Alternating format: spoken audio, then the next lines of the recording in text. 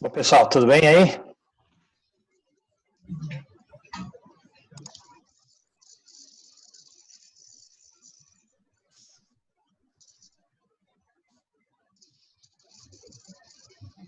Hello, everyone.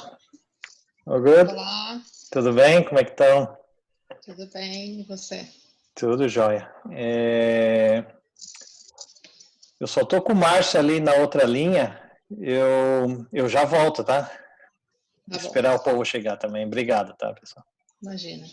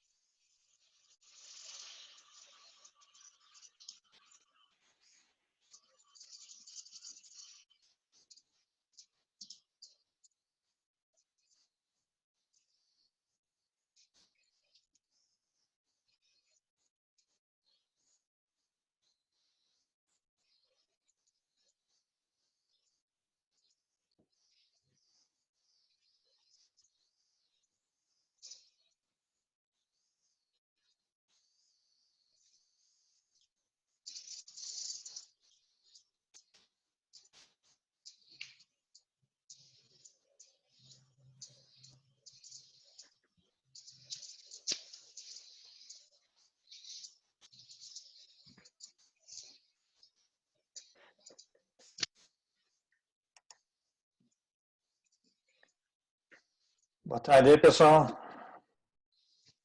Boa tarde. Tudo jóia? Olha. Boa tarde. Boa tarde. Obrigado aí obrigado por estarem aí. Tem mais gente chegando aqui.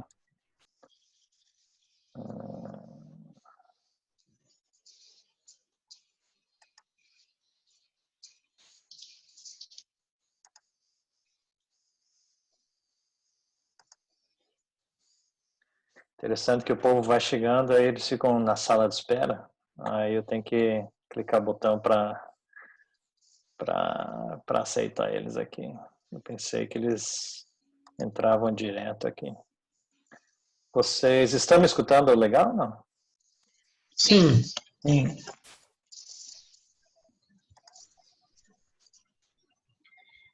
É jóia. Well, I think I saw some familiar names. Hey, Camilo, how are you? Hi, Jackson. Good, thank you. How are you? Yeah, good, thanks. Yeah, see if because some people, they live in Brisbane, and we met already. Yeah, I think that Victoria, I think I met her as well. Is it you, Victoria, the production engineer? I'm Victoria. Yeah, Victoria. Yeah. I'm from Melbourne. Are you from Melbourne, Vladimir? Yeah, good. Yeah. So yeah, good. We've got a few more people joining. We've got 16 people. That's really good. Thanks, guys. I just spoke with Marcio. I was just speaking with him. If he wanted to say anything, because he's our partner in organizing this event, this webinar. Are you guys pretty much, some of you from Egali as well? Yeah, no? If you are from Egali, if you put in the comments that you are from Egali, so I can give some feedback to him. But other than that, you guys probably saw my invitation or part of my email list as well. It's interesting, people coming. There's another 2 people coming. What I'm going to do while we wait, people are still coming. I have a quick survey that I would like you guys to. It's just 3 questions, guys. I don't need to be that worried. Or I think it's just 2 questions. I think. Just see if the link is working. Hi, Gerson. Yeah, how are you, Nicholas? Fine, thanks. Yeah, good. 1 question, 2 questions, 3 questions. Yeah, just 3 questions, guys. It's really important for me. I'm going to type the link. It's a SurveyMonkey question. So the first question is, what sort of engineer are you? What's your specialization? And then the second question is about the top 3 questions that you guys have about engineering qualification validation, so I can tailor the workshop to you guys. And the third question is, where are you now? Are you here in Australia or in Brazil or India or Colombia or in somewhere else? So if you guys can take a few minutes to please just fill out that questionnaire. Hopefully the link will work. Yeah, we're now 18 people. Yeah, oh, there's somebody, Mateus, joining. Yeah, sorry, Mateus, to keep you waiting. And thanks, Danielle. I think, Danielle, you were the one that was telling me that my link was not working, the first email. I don't know really what happened. So I had to resend the email with a new link. Yeah, thanks, Danielle. Andreas from Egali, Danielle from Egali. If anybody else is from Egali, if you just let me know. And when you are done with the questions, you can, if you let me know that you're done with the questions, then we'll keep going. I don't know, my camera keeps kind of coming down. I just fixed my banner, guys. I did a very nice banner to show you guys, and I just realized that I'm just in front of it.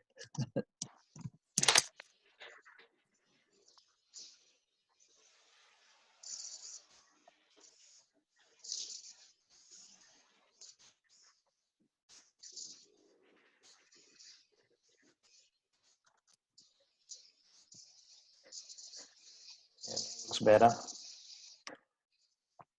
Yeah, we probably now can start. It's been 7 minutes, 4:07, and where are the questions? Nico is asking where are the questions. Sorry, I think it's in the waiting room. I'll put everyone. Sorry, guys, was in the meeting. So now I sent the link. It's a Survey Monkey. Did you guys see the link now? Yeah. Yes. Yeah. Oh, good. Yeah. Thank you.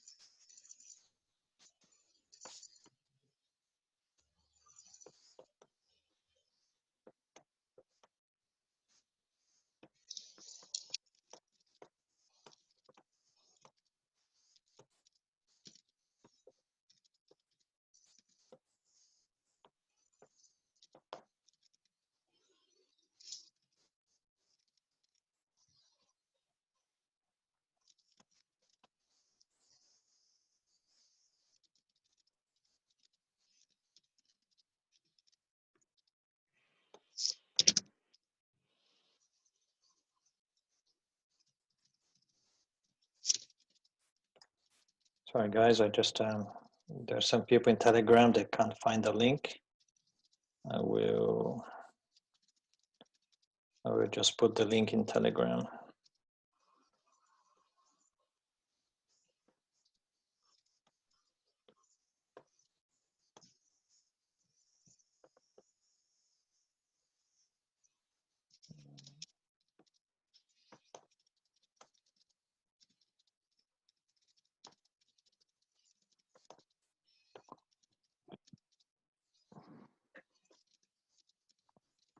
Yeah.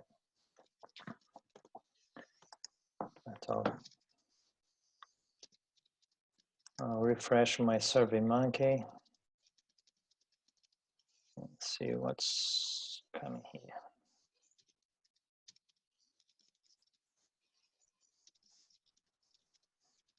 thanks guys.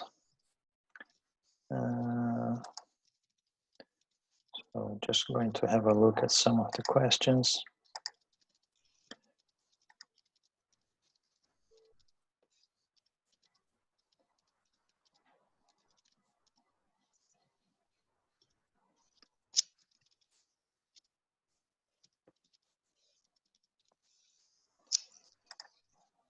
So we'll see a few things here, guys.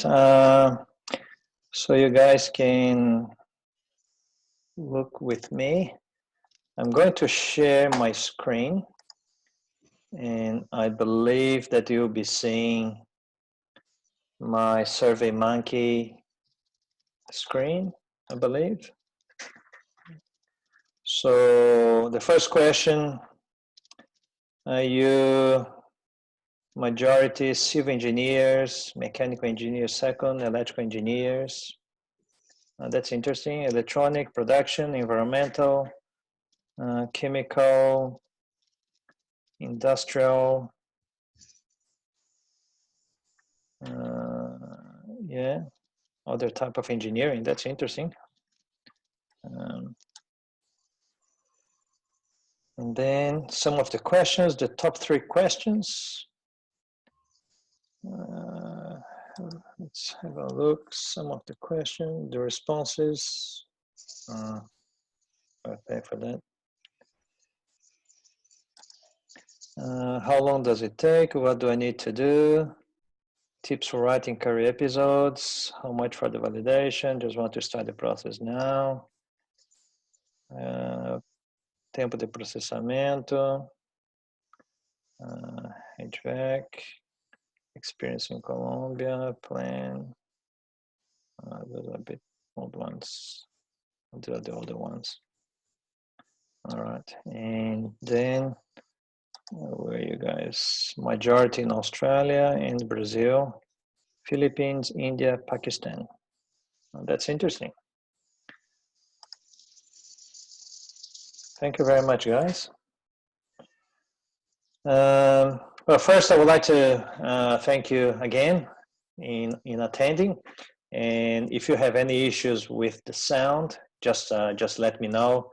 And then I can try to fix it. I would like to wish you guys, hope you guys had a very good Easter. And I know that the current situation here in Australia is it's a bit complicated because of this coronavirus. I sympathize with your situation because, you know, I used to be an international student here in Australia as well when I arrived. And I know that's not easy. You always wanting for that shift, you know, like myself. Nowadays, you've got the delivery. I think the food delivery is still going hard. When I came here 15 years ago, I didn't really have delivery like Deliveroo or Uber Eats. So it was pretty much just, well, also I was a cleaner. So, and cleaners nowadays, they're fairly important. We actually, in our business, we ramped up the number of cleaners in our offices and site offices as well. If you imagine we've got somebody sanitizing common handles and other furniture 3 or 4 times a day, the whole office. So it's pretty much somebody full-time just going through the office with a sanitizer and sanitizing all common touches. Yeah. So I know that's difficult, but and a lot of people, they sent me messages about Gerson, I've got more time now. I would like to start my validation process. And are you going to do another workshop? And I thought, well, maybe is this the time to do a workshop? People maybe focus on different things, but then with the messages of a lot of people, I thought, well, I'll put together a quick workshop. I don't really do this all the time. Last one was end of January, February. So hopefully the information that I'll be sharing with you in these 11 days. And as you probably saw, is 11 days of engineering qualification validation. So it's a lot of content. And it's going to be in English. I'm Brazilian, so majority I can see probably from Brazil. Would be much easier to speak in Portuguese, but we've got some people from other countries as well. And on the other hand, I know that my English is not the best one, but it's always good to practice listening. So the more you can listen, in this case English, probably the better.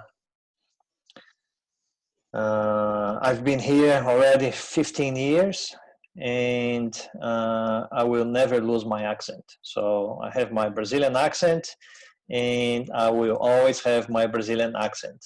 I go to places, I say hi, and they ask the first question, where does this lovely accent come from? And I just said hi. So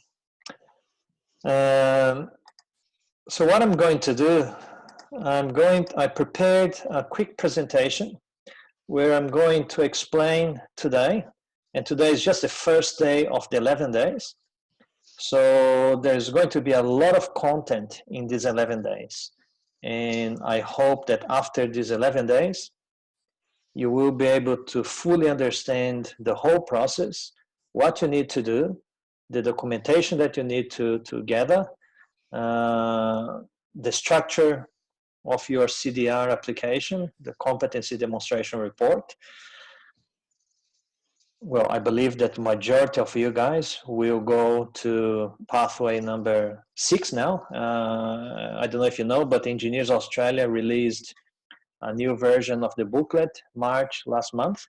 So if you are using the October version, October 2019 version, there's a new version March 2020. So I strongly encourage you guys to go to the Engineers Australia website and download the new version.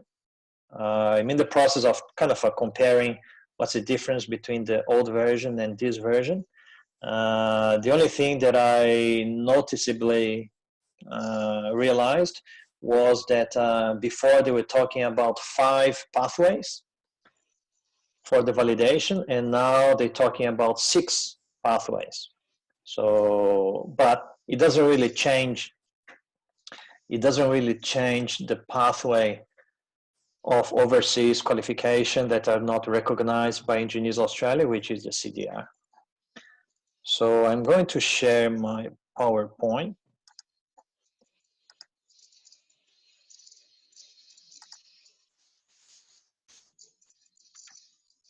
So I'm going to put it down.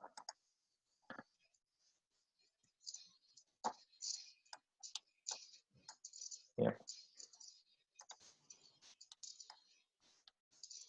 So Egali, Intercambio, and thanks Marcio. I've done a similar seminar in February. I don't know if you guys were there, but I went there and I did similar presentation there. But unfortunately, his team are very busy now, so I spoke with him and he's happy for me to just keep going. So that's the first day of my event, workshop, 11 days of engineering qualification validation in Australia. It used to be just 1 day, and then it went to 3 days. But I saw that for you guys to be able to understand fully the process and have more opportunity to interact with me and ask questions and mature your idea, I realized that you guys need more content. So I've prepared 11 days of content. So, and it's not just going to be 11 days, it's going to be 11 days, and I've got probably a few more days after. So, so I created pretty much, and it's going to be next Thursday, it's going to be 1 year that I've created the site www.engineersinaustralia.com. So it was pretty much Easter, Good Friday last year, and I decided to create a website. So I always wanted to share information and share the content about the validation with, in the beginning, Brazilian engineers. So the beginning, probably the first 3 or 4 or 5 months was just in Portuguese, but then I ended up getting a lot of other engineers asking if I was going to translate in English. And then I consulted my Brazilian audience and asked if they would mind if I do the content in English. And they said, actually, it's good because they can practice English. A lot of the Brazilians, if you are like me, when I was here, when I arrived here, majority of my friends were Brazilians and we're just speaking Portuguese. And at school, my school had 90% Brazilians. So I didn't really, I was lucky that my English was already good when I came here, but my wife that came with me to learn English wasn't good for her because, yeah, she couldn't really speak too much. So the content that I make today, majority is in English. During this workshop, I'm going to release 3 videos, about 20 minutes each. And those videos I recorded in Portuguese and English because I think it's really important for you guys to get the content. And some of the Brazilians, they probably don't have a good level of English yet. So I recorded in Portuguese and in English. Sorry, Camilo, my Spanish is not good. I was going to record in Spanish, but I think wasn't going to be good. And I think there's somebody that's from India. My Hindi also is not good. I don't speak Hindi at all. So why did I create Engineers in Australia website? Well, 1, to share valuable content and information. 2, to assist in the journey to make a dream to come true. And what is this dream? What is your dream? Do you have any dream when you are in Australia? You're welcome to speak. I can hear you. To live here. To live here. Yeah. Yes, Nicholas. Yeah. Yeah. As an Australian citizenship. Yeah, I think that's when we decided to stay here. Our dream was to get the Australian passport. And we thought, well, once we get the Australian passport, we go back to Brazil. But yeah, it never happened. But I think that not only for the passport, because I reached some employers with the working holiday visa that I am right now, it's very difficult that they get you like for a coordinations operations manager or some kind of analyst positions. Yeah. They reserve it for Australians, like they ask you for full working rights. Yes.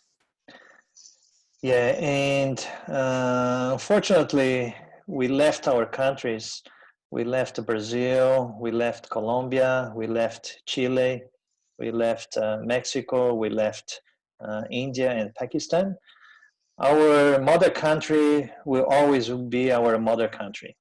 We're always going to have a strong connection with our countries. But unfortunately, we've got options. And every time that we have options, it's when we have to decide few things. And we have families. In my case, my option was to fight to stay here, to grow up my family here in Australia. I've got a daughter now, and I have no regrets to have recognized my qualification and became a citizen. And now I can grow up my daughter here. When she becomes older, she decides to go back to Brazil, it's her choice, but I will be at least offering her everything that I can without having a lot of concerns. Any other dream of somebody else? Hi, sir. Sir, I'm Anirban Chakraborty from India, Kolkata. You're from India? So, sir, yes, sir. I want to say that I don't want to be Australian. I want to live in Australia. I want to prove myself as a proper professional engineer in Australia. Yeah. But I want to be Indian forever because Yes. I love my country. I love my native place. So Yeah. I want to prove that what I am and what I can do. Yeah. That's all I think to be a professional in this field. Yeah. Am I right, sir? And I believe that in India, you actually got to give away your Indian citizenship to be able to get your Australian citizenship. So, Yes, sir. it's a very tough decision. It's really a tough decision. Not many people are prepared to do. Us Brazilians, we probably, I think, if you follow the law, you probably have to, but you can have dual citizenship at some stages. So perhaps it makes our choice a little bit easier. Yeah. Yes. All right. So, and also I wanted to share some hints for a professional accomplishment in Australia, because here in Australia, things, they work differently from, at least from Brazil, and I believe that they work differently from your country of origin as well. And I'm working here as a professional engineer already for the last probably 10 years. So I know a lot about, at least in the civil engineering space, infrastructure, not just civil engineering, but infrastructure in terms of electrical engineering and mechanical engineering as well, environmental engineering. I know a lot about the day-to-day of an engineer here in Australia, and I would like to share that one there with you guys as well. But the ultimate is for you guys to have a smoother road than mine. When I did my process back in 2005, there wasn't, well, probably there was YouTube and everything, but there was no help available. Social media was pretty much just Orkut. I don't know if you remember Orkut. Nowadays, the Facebook groups, they're really good. They've got a lot of information, probably a little bit too much, because some people, they probably share some information that it's probably not the correct information, and that can mix up a few things. So that's why I created the website back in Easter last year. And just a little bit about me. I'm a civil engineer. I'm graduated in Brazil in 1994. So it's been, 26 years ago. Wow, it's a long time. I've done my MBA in logistics, and I've done a lot of other graduation, post-graduation courses in Japan and France, etc. And I got my Chartered Professional Engineer status and my registration as a professional engineer as well. For those ones in Queensland, it's really important that you guys attain your registration as professional engineer of Queensland, because Queensland is the only state that if you are not registered and if you are not supervised by a registered professional engineer, you could be incurring in criminal activity. And you can be prosecuted, you can be fined, you can go to jail, you can lose your house. So it's really serious here. For those in Brazil, it's like CREA. Engineers in Brazil that are not registered in CREA, they exercising illegally the profession of an engineer. So here in Queensland, if you're not registered and if you are providing professional engineering services, not being supervised by RPQ or following a prescriptive procedure, you are incurring criminal activity. So I got my qualification recognized back in 2006. And in 2008, I joined the Department of Transport and Main Roads. And nowadays, after a few promotions, I manage the business arm of the department here in Brisbane, the metropolitan region, where pretty much we are a public contractor, and I've got about 250 staff, and we do construction and maintenance of the road infrastructure of the state, at least around the Brisbane metropolitan area. So what's the objective of this validation process? Obviously, the objective is this letter here in my mouse, is the letter of your recognition. So when you get recognized by Engineers Australia, you get a letter similar like this. Mine was still paper, saying that you've been recognized, and you can use that particular code. There's a code here in your immigration process. And after that, it doesn't finish like that. After a few years of professional engineer recognized, then you can apply to become a chartered professional engineer, CPEng, which is in Queensland is the prerequisite to be registered as professional engineer of Queensland. When you attain the chartered professional engineer is when Engineers Australia, they consider that you are autonomous. You can work unsupervised. So why to recognize the engineering qualification in Australia? So why were my reasons? I'll talk about my reasons, that could be your reasons as well. Make the dream to come true in working as an engineer in Australia. Oh, sorry, there's a misspelling there. That's my corrector, the Portuguese corrector. So make the dream to come true in working as an engineer in Australia. We studied 4 or 5, in my case, I studied 6 years to get my qualification back in Brazil. And I put a lot of effort. And as much as, well, I can't say that was bad, but it wasn't nice to work as a cleaner or working as a waiter or kitchen hand or removing chewing gum from carpets. It's a job, you know. I worked for 1 year in those jobs. There's nothing wrong with that. It made our living for 1 year. But you studied so hard. You put a lot of effort. Nights and nights studying for the exams and everything, doing assignments. And now here, obviously the dream is to work as an engineer. Nowadays I can say that I'm professionally, how can I say, satisfied, because I did my job as an engineer in Brazil. I did a little bit of a job as an engineer in Japan. And now I'm doing my job as an engineer here in Australia. Nowadays, in this coronavirus crisis, we are considered as essential services because we keep the network up and running. So I can see myself as an engineer helping the society and helping the community. And got some pictures there, just some of the works that we do.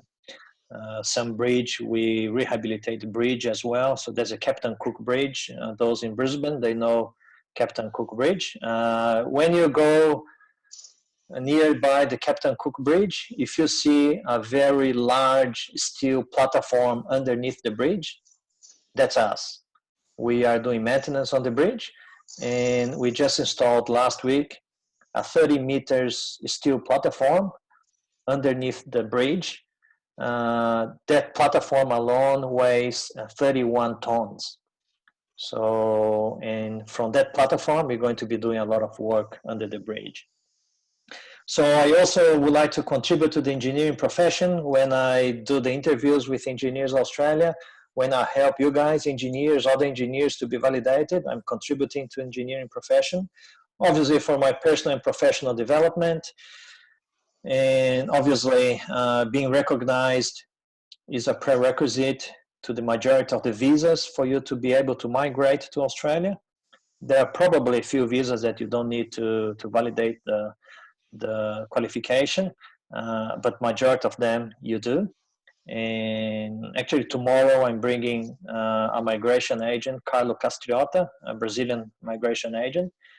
He's going to do a little bit of a presentation about the options that you guys could have once you validate your engineering qualification. So if you want to ask questions to him, or you want to hear from him your options after you validate your engineering qualification, tomorrow I'm going to be doing similar presentation, but he will be also talking about the migration pathways.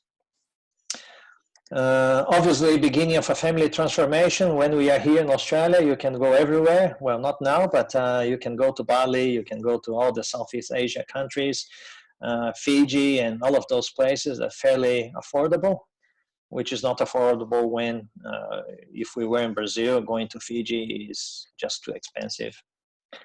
And the most important for me, to offer better conditions to grow my daughter up and to look after my family better. Unfortunately, in my country, the safety and security is not great.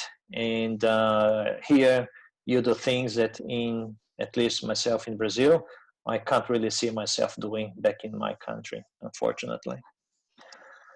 So the content of this workshop, I'm going to quickly talk about the pathways to the qualification validation, the CDR steps, and then I'm going to talk about the CPD, the continuing professional development, the career episodes, the summary statement, and then what's going to happen in this workshop as well. And then some questions and answers if you guys have any questions.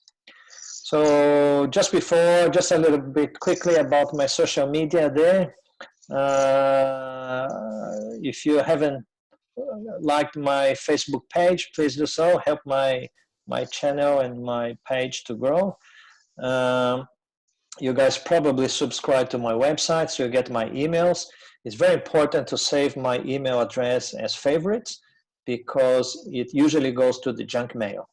I usually have between 15 and 20% open rate of the emails, which means that 80% of people that are wanting to get some information from me, they're not getting, because probably the email is going to the junk mail and they never see that. They probably think that I don't send them emails, but I send every week, and I can see that every week, just 20% of people, they open the emails.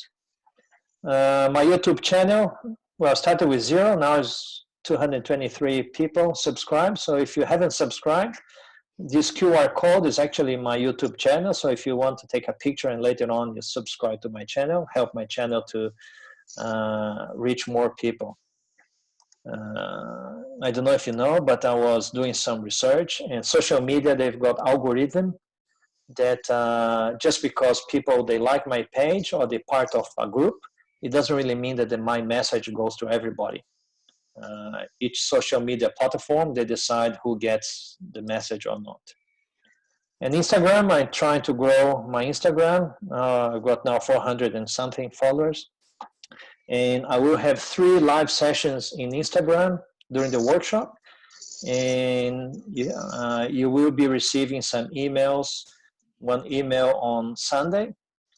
And interesting that in these Instagram live sessions, I actually going to give a free consulting services, 15 minutes.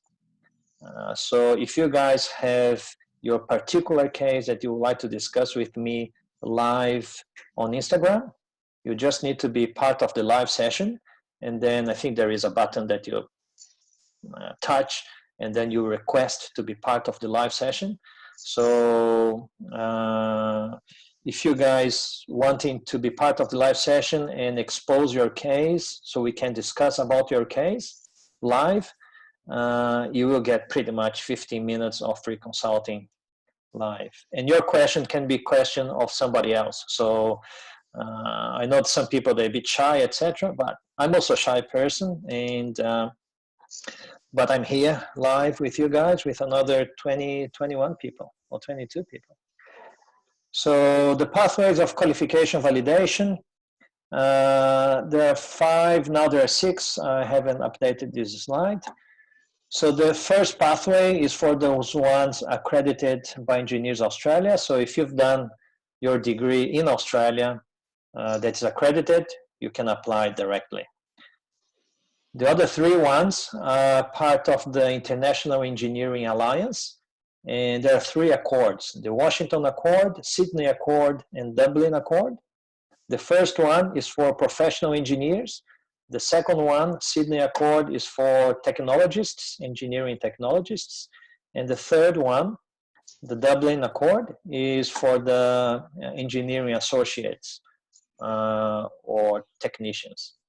If you are part of those accords, countries that are signatories to those accords, and you graduated on the year or after that country signed that accord, you can then apply under the accord pathway, which is, for example, I think India, if you graduated after 2013, you can apply under the Washington Accord for professional engineers. You just fill up a form and that's it.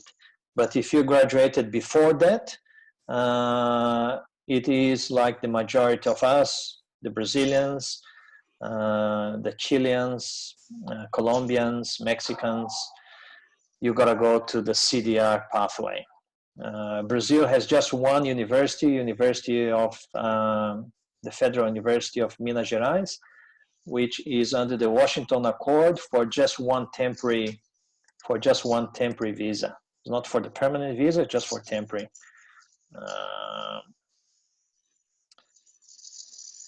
So Philippines, a few graduated in 98, no accord yet, I think. Yeah, I'm not sure, Jill, depending on the country. So if you Google Washington Accord signatory countries, there is a list of the countries and the year that they signed the accord. Argentina, Nicholas, I don't believe Argentina is part of the accord at all. I know that Peru, from I think the Latin American countries, Peru, I believe is the only country that's a full signatory of the Washington Accord, and they joined in 2019. So even Peruvians that graduated before 2019, they still gotta do CDR pathway because gotta be 2019 or after. Yeah, unfortunately, because it would be much easier. You just fill up a form and that's it. All right. So CDR stages. So assuming that you guys gotta go to the last pathway, the CDR stages, competency demonstration report, there are 6 steps that you gotta follow. The first one is relatively easy. You just gotta provide your photo, passport, identification, ID or passport. If you change your name, there's a document to prove that. And then you gotta provide your CV or resume. And the sticking point is probably the English test. So nowadays you've got IELTS, TOEFL, or PTE that you can provide. And there are minimum scores per band. So there's reading, writing, listening, and speaking. And IELTS, for example, you gotta get at least 6 in every single band. So it's not average. If you did 6675, average will be 6, but because you got a 1.5 in one band, you cannot use that particular test result.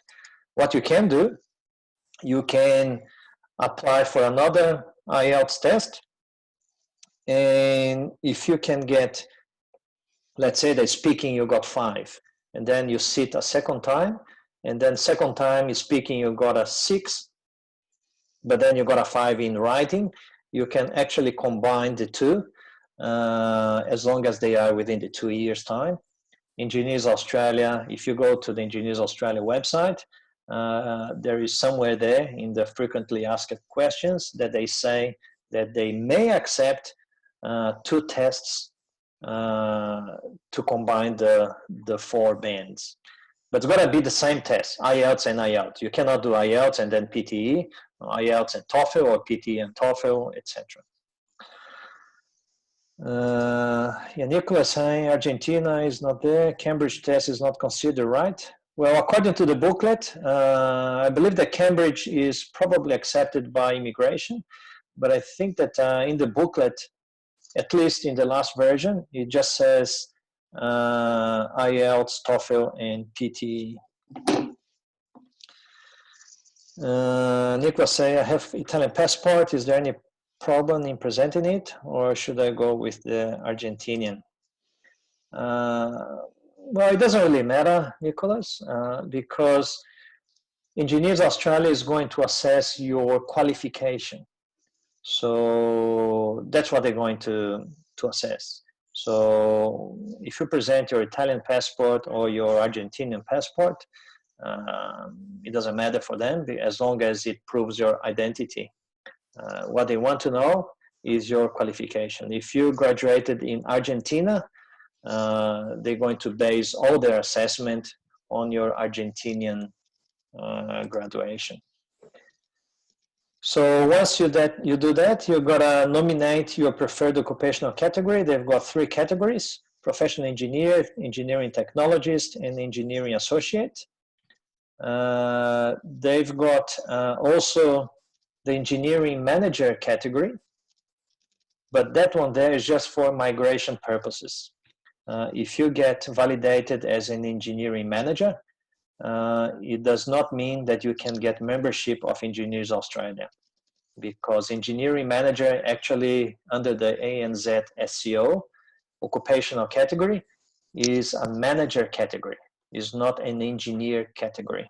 So for migration purposes, they assess engineering manager, but it's under the manager category, it's not an engineer category. And then you're going to prepare your academic certificates, your academic transcripts, any other relevant academic documentation, master's or specialization courses, doctorate, etc. Erica is asking, if you are in BV, I'd say bridging visa. Oh yeah, bridging visa for PR, and your partner is an Australian. You still need the English test. That's a good question, Erica. I know that if you are PR, it all depends on the objective of your qualification validation. There are two pathways, two pathways. One is the migration skills assessment. So that's one application. And then there's the other one which is a stage 1 for membership. So the two are very, very similar. The only difference that I spotted was English requirements. If you're not doing the migration skills assessment, you can do the stage 1 for membership if you have already like a permanent residency. And then the English test, there are some exemptions there. The common exemptions, if you are English speaker, or if you studied a master's degree, 2 years full-time, etc., or doctorate, and also if you have worked, or if you're working in an engineering company, and the company gives you a letter that you are proficient in that in English, you may be exempt of the English test as well. But if you're on a bridging visa, that's a good question. I'd say that you could apply for the stage 1 membership, because you're not actually asking for a migration skills assessment. You're asking just to become a member. Because the migration skills assessment, I understand that you use that assessment to be a prerequisite for your visa application. So we can even ask Carlo tomorrow to confirm that.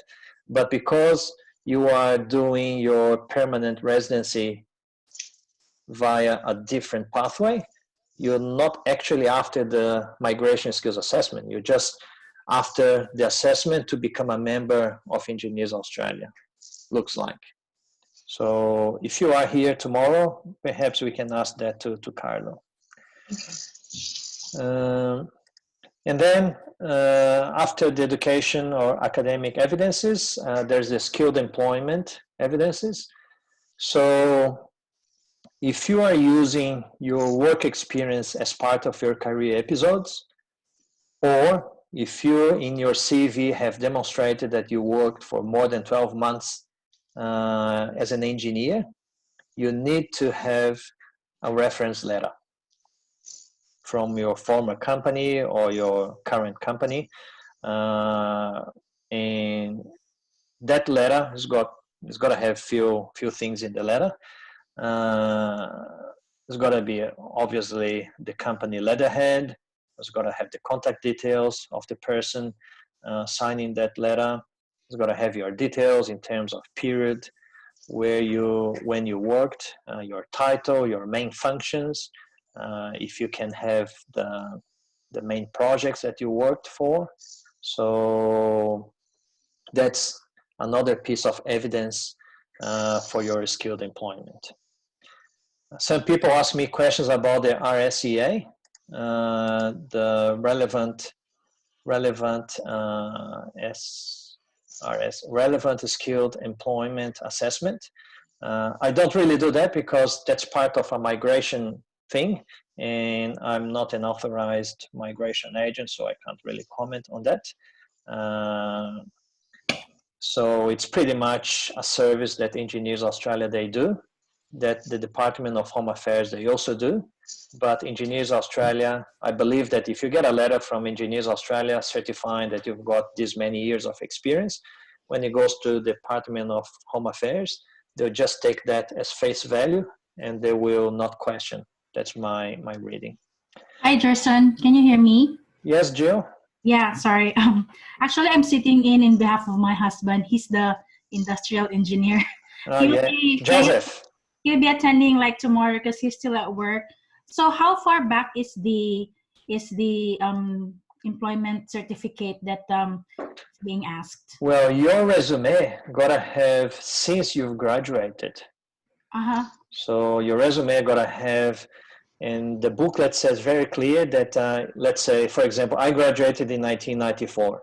If I have to do my resume today, I had to put since 1994 until today where I worked. And if I had a pause, let's say in 2005 and 2006 or until 2008, I have to indicate that pause as well, even if I put that I was just studying, or if I was doing an internship, or if I was doing something else. But if you have a gap in your resume, Engineers Australia will ask you to fix that resume. So how far back? Since your graduation. Oh, okay. Yeah. And then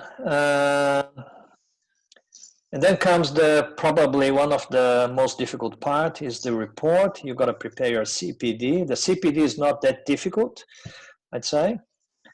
But then you got to write your career episodes, the 3 career episodes, and you got to prepare your summary statement, which in my opinion, the summary statement is probably the most difficult one report to be written. And once you finish that, then it's fairly straightforward. You go to the Engineers Australia website in My Portal, and then you create your member ID, you pay the fee, and then you submit electronically via My Portal. I'm aware that nowadays you can apply for fast track. I think you pay $300 and something, and in about probably 3 to 4 weeks, you get your assessment outcome already.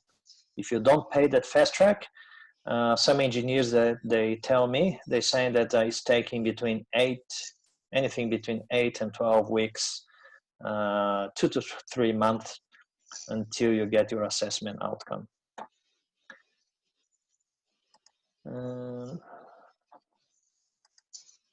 So CPD is one of the 3 reports that you're gonna provide. So that's a continuing professional development. It's got to be just one page, guys. It's important. It's got to be just one page. A4 format, including title, date, duration, and venue. So you can do a simple, let's say, a spreadsheet using Excel and just have the 4 columns, title, date, duration, and venue, and that's it. You don't need more than that. If you want to do in Word, you can just insert a table and just put those 4 columns there with those 4 headings. Those events, they got to be after your graduation. If you did a course before you graduated, it doesn't really count as CPD. Got to be after your graduation. In some of the areas that Engineers Australia will accept, if you did some post-graduation courses, conferences, if you participated in conferences as a presenter or a participant, if you've attended workshop, courses, seminars, discussion groups, technical inspections, technical visits, preparation, presentation of course material. Let's say that in your company you are preparing yourself to present a material to your fellow engineers. That particular activity and time can be used as part of your CPD. Services to the engineering profession as well. For example, when I was doing interviews with Engineers Australia, so engineers could become CPEng, that 5 hours of effort that I was putting, I was getting a letter from Engineers Australia that I could use as 5 hours in my CPD. And private study includes books, journals, manuals, websites. I strongly encourage you guys to attend Engineers Australia website. They've got a lot of technical articles. So I strongly encourage you guys to access the website, find your area. They've got different colleges in Engineers Australia. For example, I'm a civil engineer, so I attend the civil college, and they've got some specific articles. So you can read those articles, and if you do your spreadsheet now, keep a log in that spreadsheet. That's a hint that I give to you guys. Very simple. Let's say that today, let's say that I read an article about reinforced concrete deterioration models. So I can put that article about reinforced concrete deterioration models. Date today, the 15th of April 2020. Duration took me 30 minutes. And the venue was, I can put Engineers Australia website. That's it. You don't need more than that. I think, yeah, Camilo is asking, should I show evidences of these courses? No, you don't need to. You don't need to send copies of certificates. What I do encourage you is to keep a diary note. Here in Australia, we talk a lot about diary notes. So if you do something, keep a diary note. If you have an Outlook calendar, maybe put in there a read article, etc. If you have the spreadsheet, keep filling that up. Because if you, in 6 months' time, when you decide to do your CPD, you try to get back your memory, you will, if you're like me, you will forget everything, and you have to start making up. So it's not good.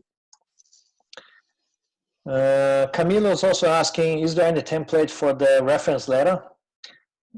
Yeah, there's not really a template. I've seen that in the VETASES website.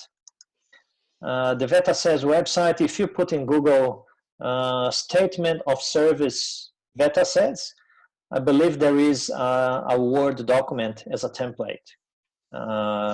So perhaps you could use that a template. The only thing that I say about templates, the only template that I actually advise you guys to use is the summary statement template from the Engineers Australia website. That's the only template that I advise you guys to do.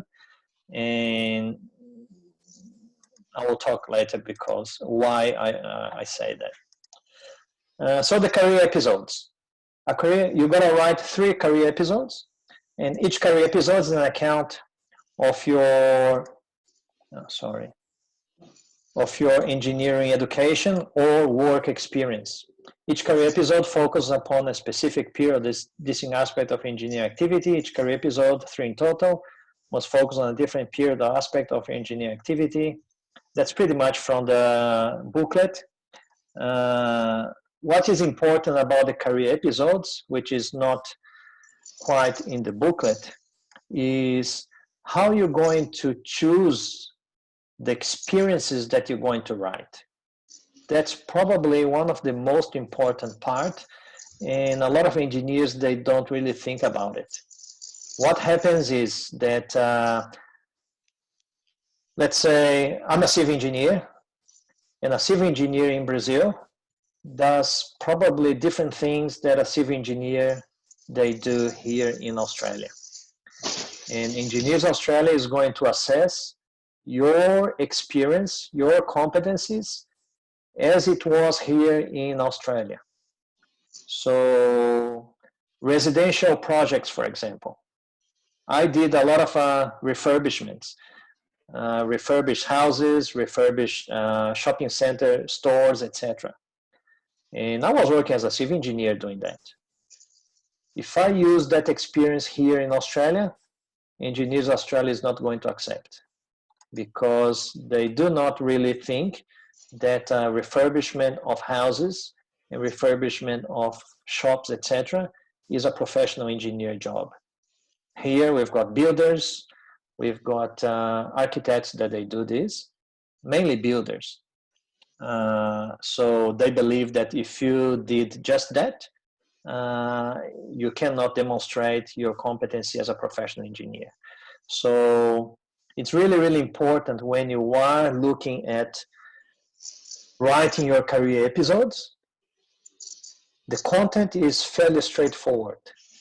You've got to spend time to really, really choose the right experience. And for that, you've got to go to ANZ SEO website in the Australian Bureau of Statistics. You've got to find your engineering category, and you've got to read what's the definition of the occupation. And if it's not matching there in terms of your work experience, I strongly encourage you guys to go back to your university work and try to find some academic reports, projects, final assignments. In Portuguese we say TCC, because if you don't have that real raw engineering experience, you will really struggle to demonstrate your competency. Luis Felipe, he's asking here, if I use the reference letter of the company, do I need to describe the career episodes as well? Yes. So the competency, a competency is when you say, when you're writing your career episodes, you are saying what you've done. But you can say whatever.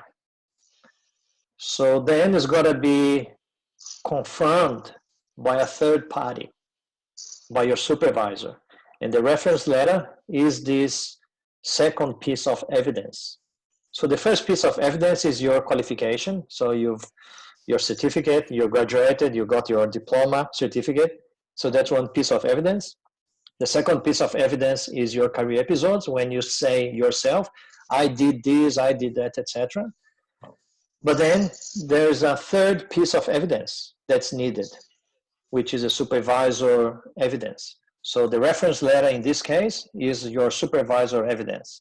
And when you put together the three pieces of evidence, then you can demonstrate competency.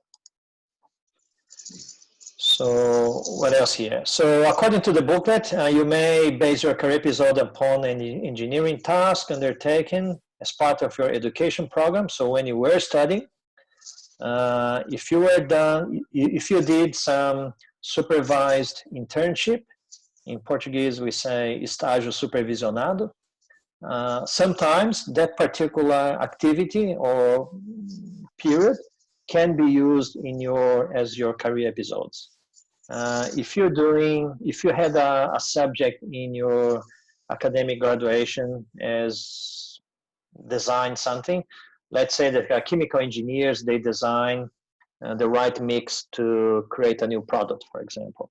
So if you did that subject, and as part of that assignment, you had to do something to demonstrate the design capability, calculations, etc., you can use that assignment as part of your career episodes. It could be a project that you have worked on or are currently working on, as long as that project, they meet the definitions of the ANZ SEO definitions, a specific position that you occupied or currently occupy, a particular engineering problem that you were required to solve. And that's very important that all of those engineering tasks, either academic or work experience, they've got to be complex. If they're not complex, unfortunately, Engineers Australia is not going to accept. So let's say that, well, I'll go back to my civil engineering. Let's say that I design a footpath. And let's say that I designed a footpath, a very long one, 10 kilometers of footpath.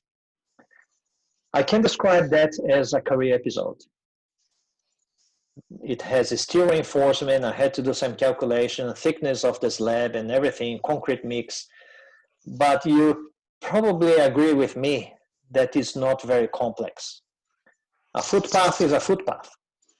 What bad can happen? It can crack. If I'm designing a suspended sled over, let's say, with a free span of 50 meters, that's different. But if I describe just a footpath, a concrete footpath, probably is not complex enough, and Engineers Australia is not going to accept. So it's got to be complex.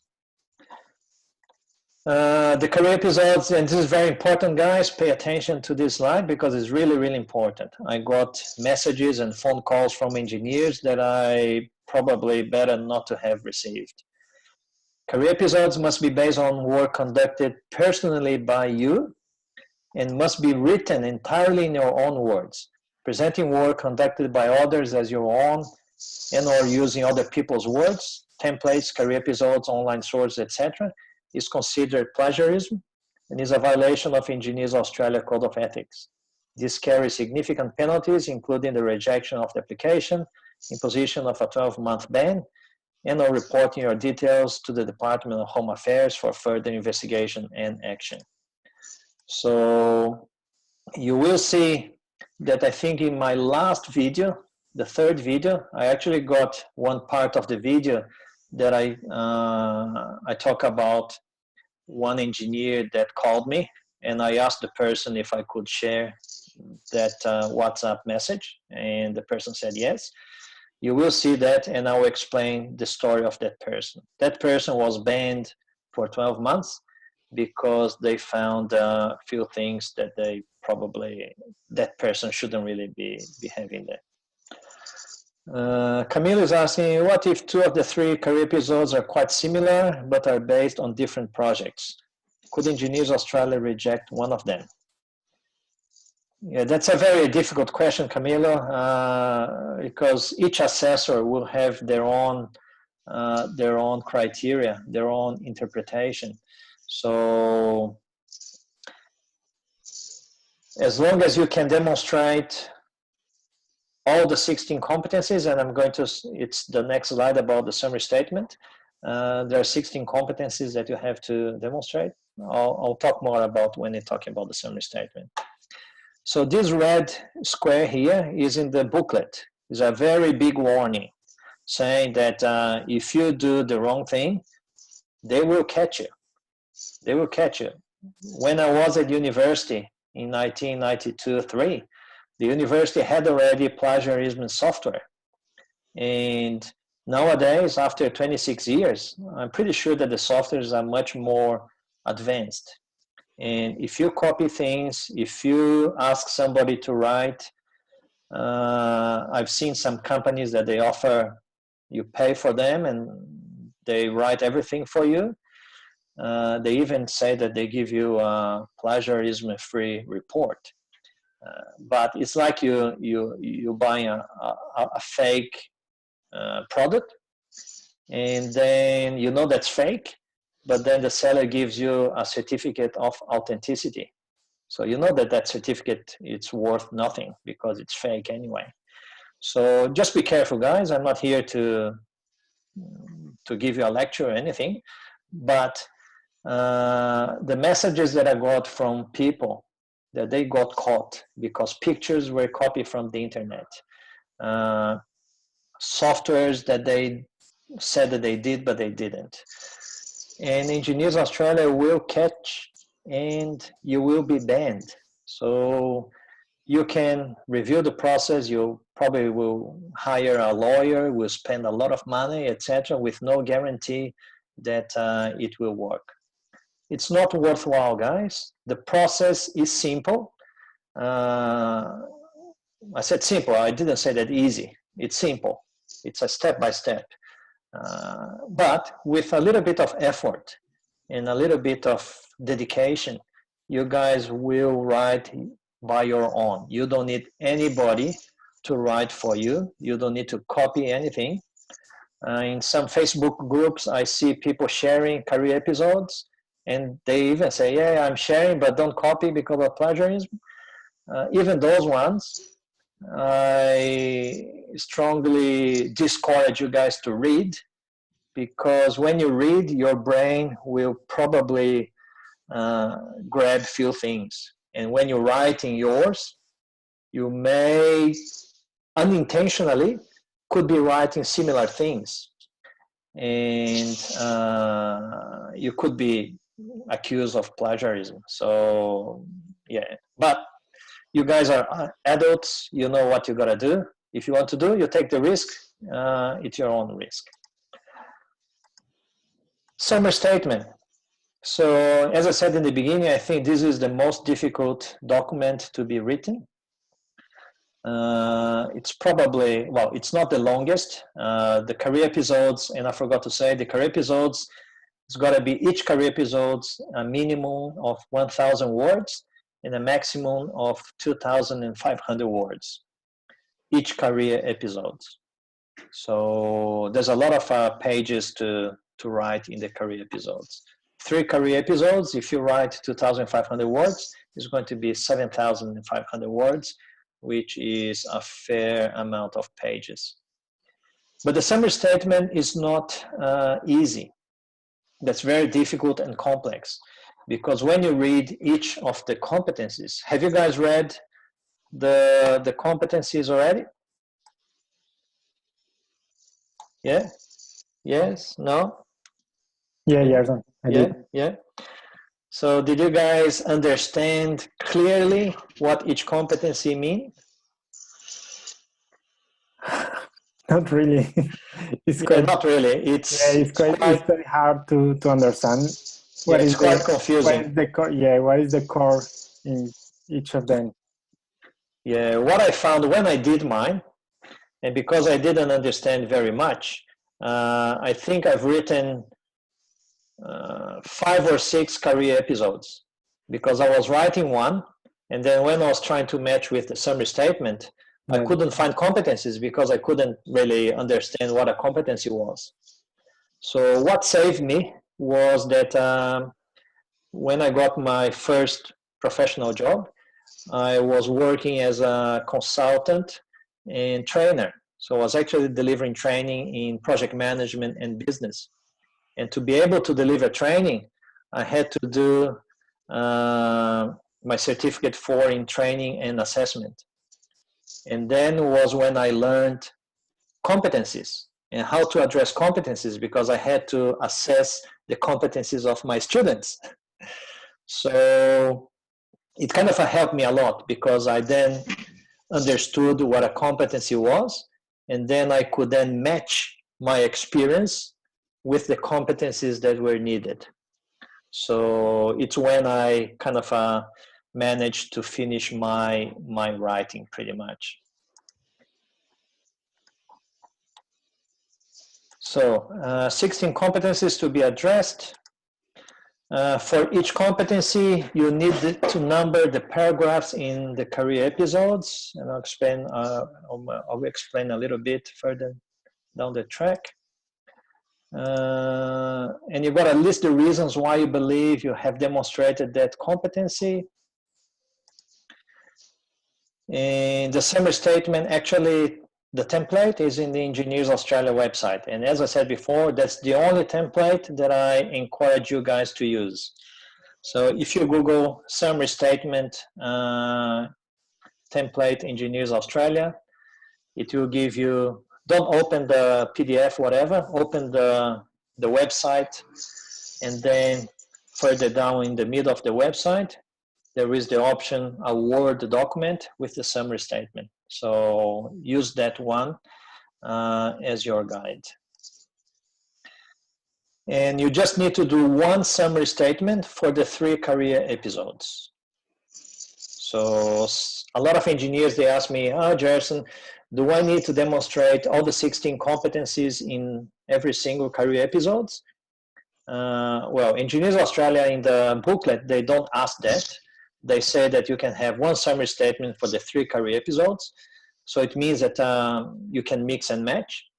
But I encourage you guys to think about your experience and make your effort to demonstrate all the 16 competencies in each career episodes, if you can, of course. So this is just a snapshot of the summary statement. So here you've got the competencies. Obviously, there are more here. So there are 3 areas of knowledge. And then in the middle here, you gotta write how you have applied that element. Why do you think you have demonstrated that competency? So when you say knowledge of contextual factors impacting the engineering discipline, so that's a fairly straightforward competency. Do you guys have any idea how you can demonstrate that particular competency?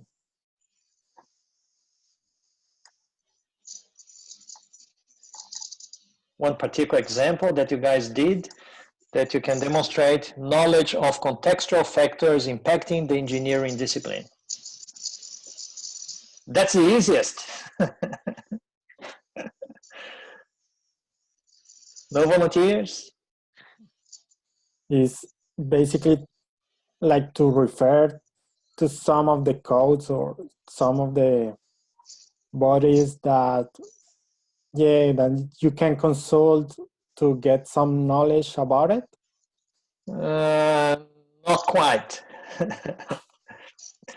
Again, knowledge of contextual factors impacting the engineering discipline.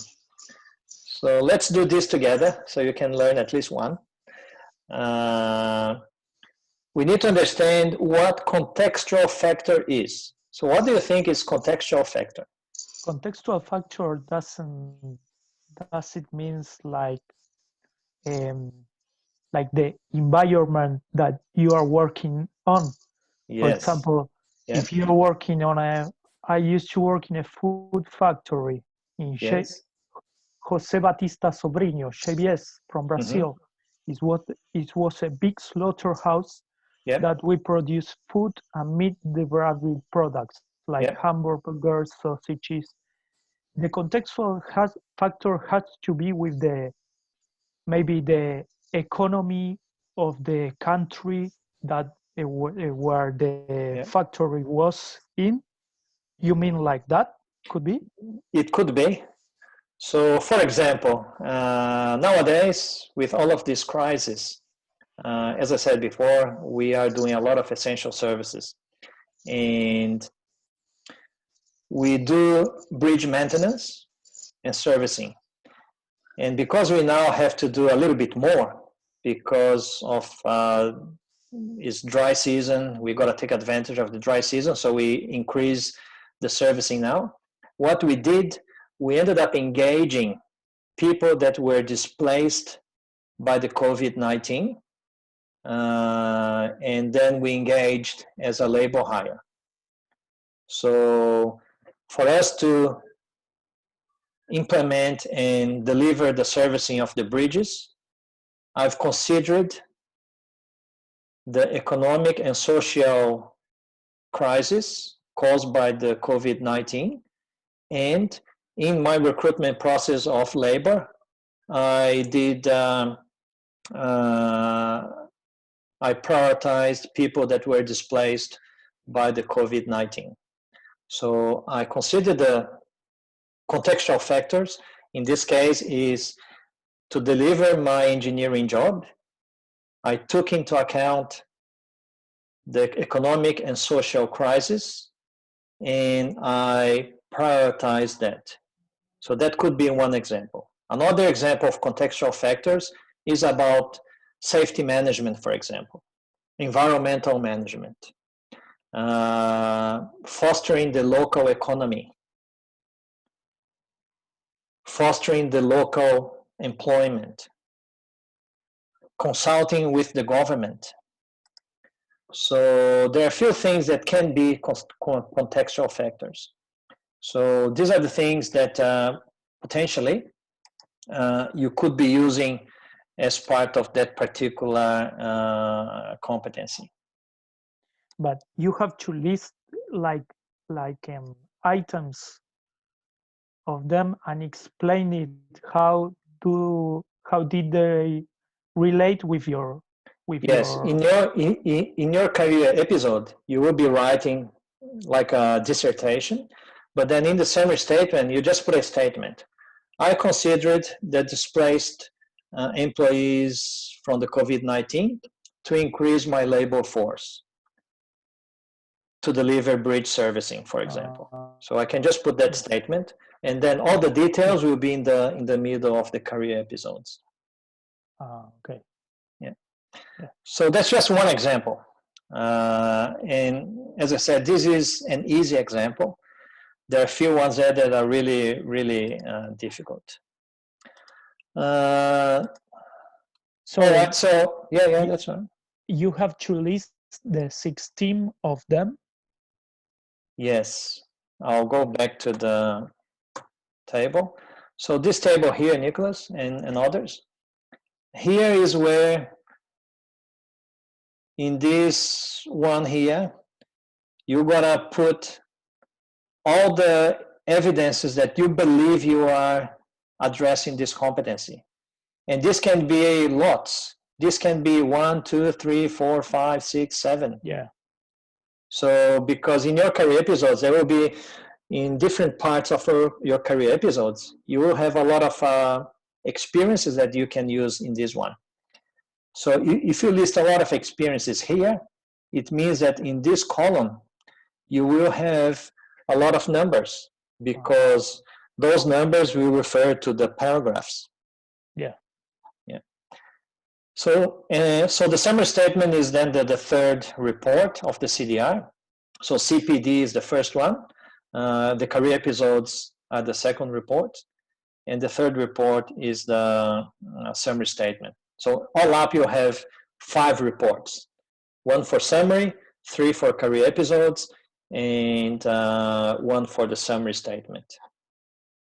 And once you have everything, when you finish your summary statement, hopefully you will get your English test, and then you translated all the documents and everything, and then you can upload to the website, hit the submit button, and there you go. So what we're going to see, guys, in the workshop, and today is day 1, we've got another 10 days. So we're going to see the step-by-step of the pathways and the stages to validate engineering qualification in Australia. The only thing that in the videos, I'll talk with more details about each topic. So the first video pretty much is the opportunity for transformation. So because we want to be recognized, because it will give us an opportunity for transformation. It will transform you from, let's say, doing delivery to be able to get a job as an engineer. So that's your transformation. To come from a student visa to be able to apply for a permanent visa. I've got one engineer, civil engineer in Tasmania, Layla. She was part of I've got an online mentoring group. You probably saw in my emails. And she was part of my first group. She submitted her application in December. She had to do a few adjustments because of the experiences that she chosen wasn't good. So she changed the experiences. And then in January, she submitted again, and she was approved as a civil engineer.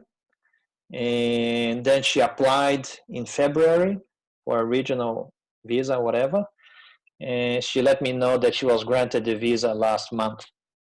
So that's her life transformation from international student, and now she's, I think now it's still provisional, but after she spends the time that she was spending there, she'll become a permanent resident.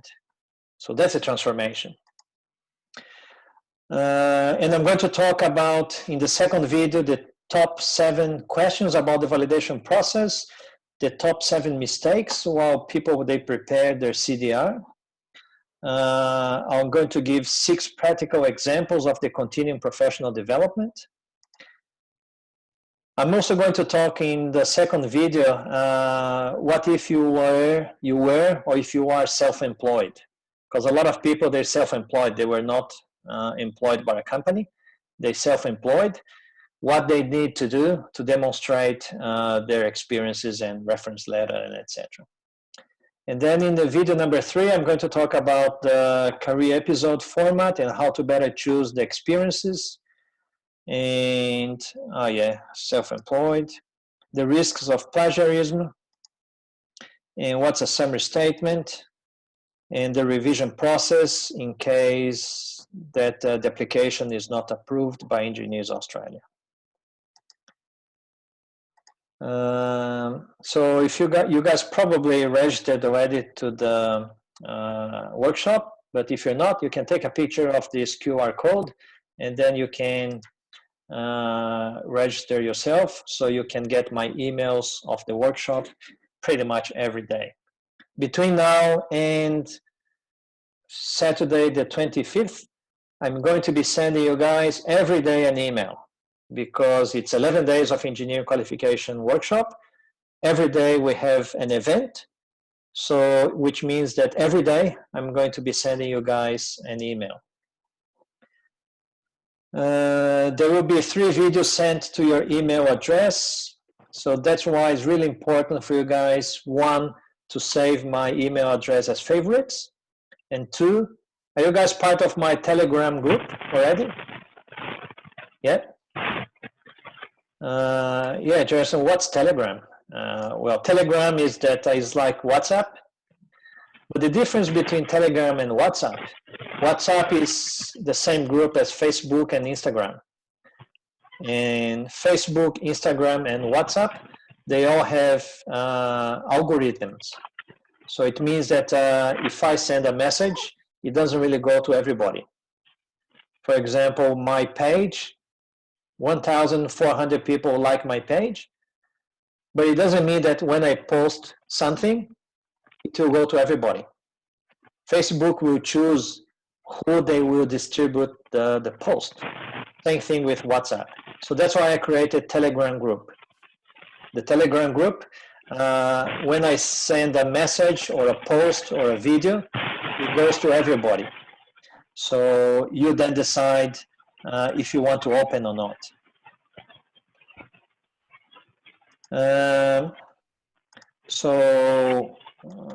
Let's say, and now I'm going to have the live webinars like this one. So tomorrow it's going to be with Carlo Castriota, the migration agent, and you'll be able to ask him questions about skilled migration. And the day after tomorrow, it's a webinar that I'm going to do with Homeworld International Education, which is, I think, Jorge. He's Colombian. Some of you may or may not know him. And then I'm going to have live sessions in Instagram. where these, I think, 3 live sessions, it's when I'm going to give away 15 minutes of free consulting services. So you can kind of expose your case and we can discuss your case in more details. So 2 of them will be with partners. The first one on Sunday, I'm going to do with a translator, a NATI translator, Renata. She's specialized in engineering documents. And guys, I don't get any commissions if you do translation with her. I don't get any commissions. I don't get commissions with migration agents. I just want you guys to go with people that can really help you. And then on Tuesday, well, Sunday is going to be 5 p.m. in Instagram. So you gotta follow me in Instagram profile so you can be notified and be able to participate in the live session.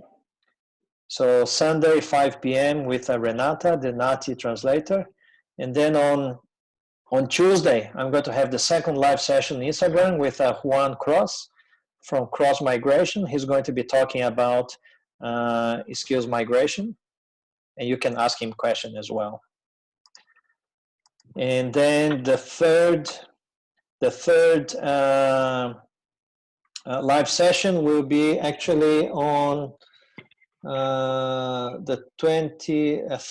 the 23rd of April, 5 p.m. as well. And I have no partner for that. So I'm just pretty much going to share a validation content, and I'm going to choose somebody. If I have time, I'll choose 2 people to share the case. And what else? And then on Saturday, the 25th of April, I'm going to have a live webinar to review the whole process and to discuss the way forward towards your qualification validation, what you need to do, the next steps. And during this, it's a lot of things. And during these 11 days, I'm going to see how the interest is about, because some people already asked me if I give individual consulting services, and I don't. It's a shame because I probably could be making a lot of money with that, but making money is not really the intention. I work full-time already. I don't really have time. I work nearly 50 hours a week, so I don't really have a lot of spare time. And the spare time that I have, I gotta look after my daughter and my wife and do this, my project here, which is already consuming a lot of time. So what I do, I created, because I couldn't do consulting services, people were still asking me to do something to help them. So I ended up doing a group online mentoring program where then the cost is not prohibitive. If you go to an agent, even if you ask me to give you a price, it was going to be between $5,000 and $7,000. And that's a lot of money. And I know a lot of people that paid already $10,000 for a consulting to get validation. And they still had to write everything. So what I managed to do, I managed to put together a mentoring program, which is a fraction of that cost. So depending on the interest during the workshop, I may put together a new group. So during the live webinar on Saturday the 25th, 10 a.m. Brisbane time, I'll be announcing if I'm going to open or not a new group.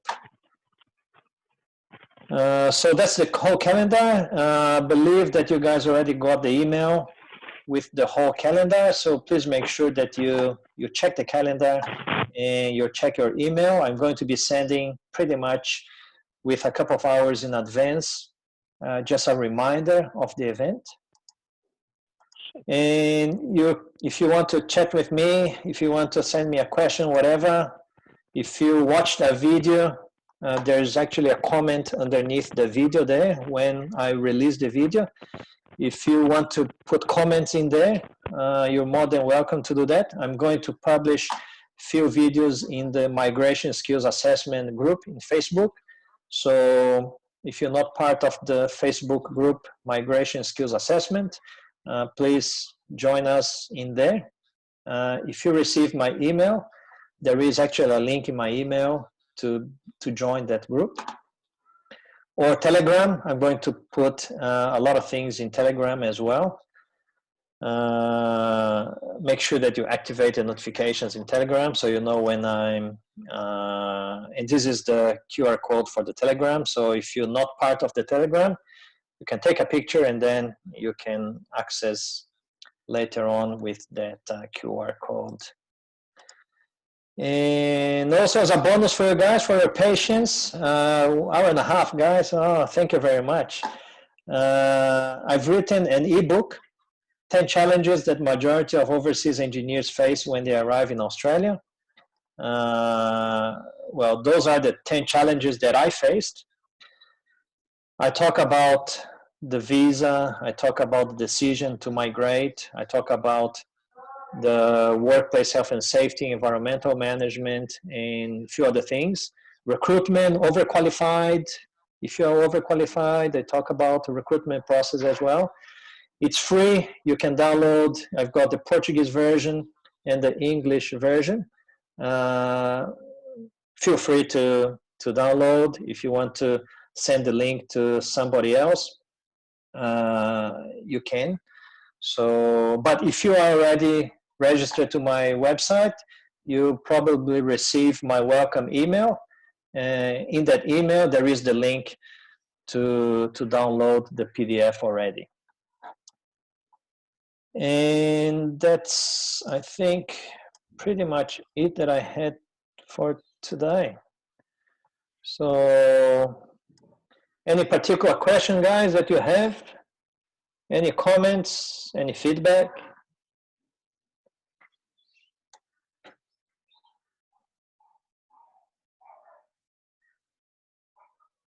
No?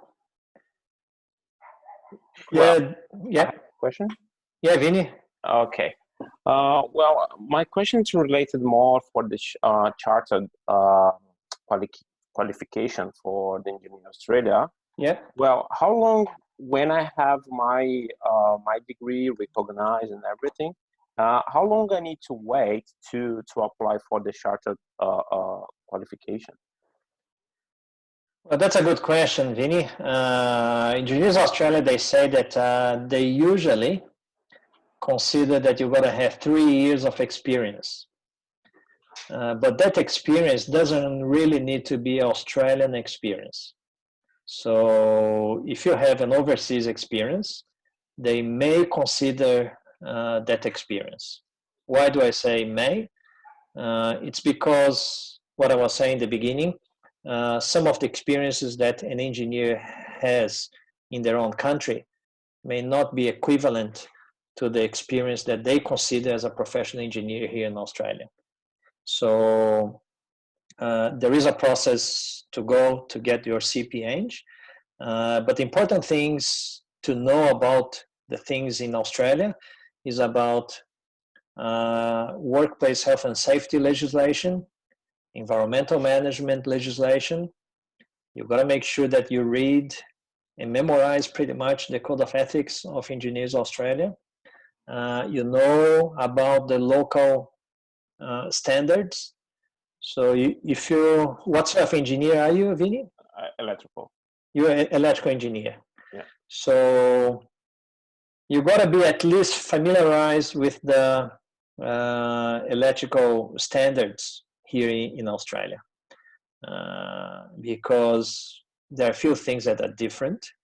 So if they ask you a few things about the Australian way to do, and if you don't really know, they might ask you to get a little bit more practice and then apply to a CPH.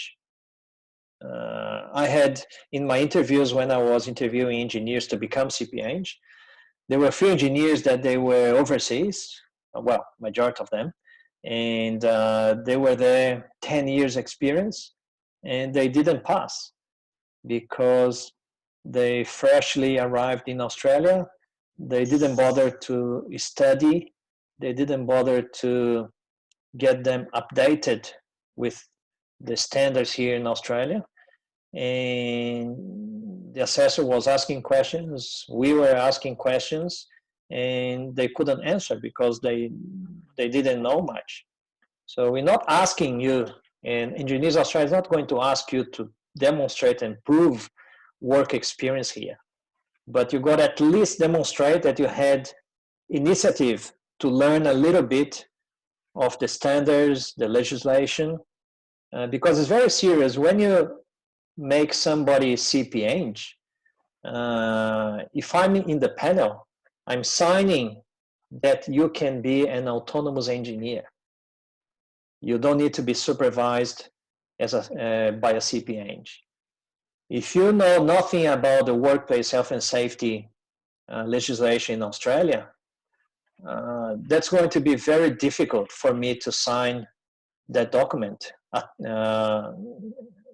kind of certifying that you are a CPeng if you know nothing about workplace health and safety, if you know nothing about environmental management, because workplace health and safety, environmental management here can send you to jail. So, and here in Australia, in Brazil also can send to jail, but yeah, it's very difficult. But here in Australia, if you do something wrong, you're either going to pay a very big penalty or you're going to jail. Workplace health and safety, for example, there is a terminology now that you guys probably can have a look. It's called industrial manslaughter. Manslaughter is, in Portuguese, is homicídio culposo. Or in English would be, well, English is manslaughter, but the definition is that you kill somebody without the intention. So murder is when you kill somebody with intention, which is in Portuguese is homicídio doloso. But in Australia, now there is industrial manslaughter. Somebody dies on your site that you are responsible. It's not the company now, it's you. Because if you are the manager or if you are an engineer responsible to have done something to prevent that death, you can actually be criminal prosecuted and go to jail. So it's very, very serious. So if you want to become a CPeng, I strongly encourage you to get yourself updated with the things here in Australia. And obviously, if you can get a job and get your experience here, is much better. Thank you. Yeah, that's right, Vinny. Where are you from, Vinny? Sorry. Well, yeah, I'm Brazilian, but my name is Vinicius. But nobody, the native speak English they cannot pronounce Vinicius, and I use this name. Oh yeah, same as Gerson. Nobody can say Gerson. yeah. Okay, thank you. All right. Any other particular question? No. All right, guys. So I would like to thank you very much. And I'll probably going to be, I'll see if I can edit this one and I'll publish in my YouTube channel. It will be probably available until the end of this workshop. So if you want to have a look and go back, you can always do that. But other than that, you're certainly welcome to attend the live sessions. And please watch the videos till the end. They 22 minutes, a bit long, but they're worthwhile. Thank you very much, guys. And thanks, Vladimir. Yeah. So I wish you guys all the best. Thank you, Gerson. See ya. Bye-bye.